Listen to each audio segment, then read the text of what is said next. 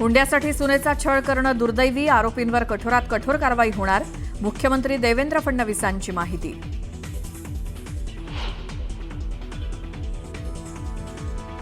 कारण नसताना माझ्या नावाची बदनामी, माझा दुरान्वयही या प्रकरणात संबंध नाही.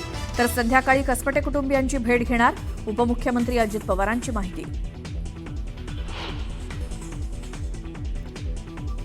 वैष्णवीची आत्महत्या नाही तर तिची हत्या, हगवणे कुटुंबियांकडून आमच्या जीवाला धोका, त्यांच्यावर मकोका लावावा, कसपटे कुटुंबियांची मागणी.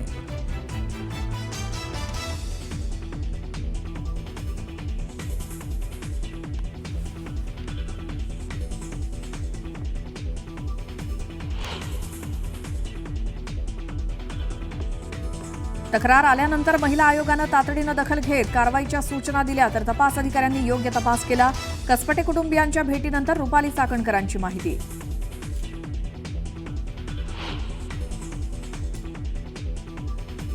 मंत्रिपद मिळाल्यानंतर छगन भुजबळांकडे पुन्हा अन्न आणि नागरी पुरवठा विभागाचा पदभार, राज्य सरकारकडून शासकीय आदेश जारी. मुंडेंनी राजीनामा दिल्यानं रिक्त होतं मंत्रिपद.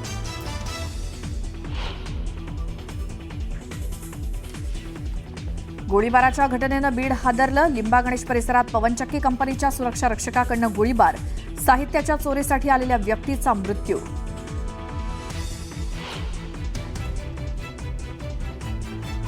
अभिनेता सलमान खानच्या सुरक्षा व्यवस्थेत बदल, गॅलेक्सी अपार्टमेंटमध्ये प्रवेश करताना पटवावी लागणार ओळख, अनोळखी लोकांच्या घुसखोरीमुळे निर्णय.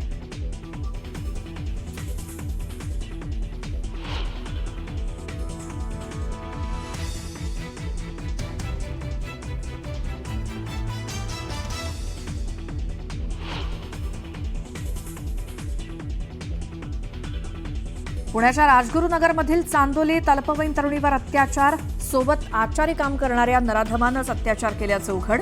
अत्याचाराच्या घटनेनंतर 3 दिवसांनंतरही तरुणी बेपत्ता असल्यानं खळबळ.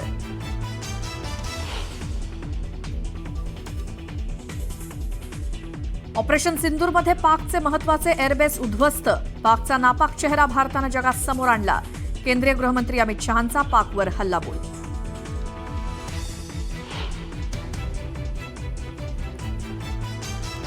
पाकिस्तानला ऑपरेशन सिंदूरमधनं उत्तर देत पंतप्रधान मोदींनी दिलेला शब्द पाळला.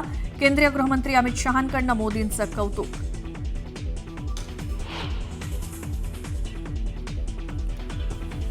रायझिंग नॉर्थ ईस्ट इन्व्हेस्टर्स समिटचं दिल्लीत मोदींच्या हस्ते उद्घाटन. 2 दिवसीय संमेलनात अनेक महत्त्वाच्या संमेलनांचं आयोजन.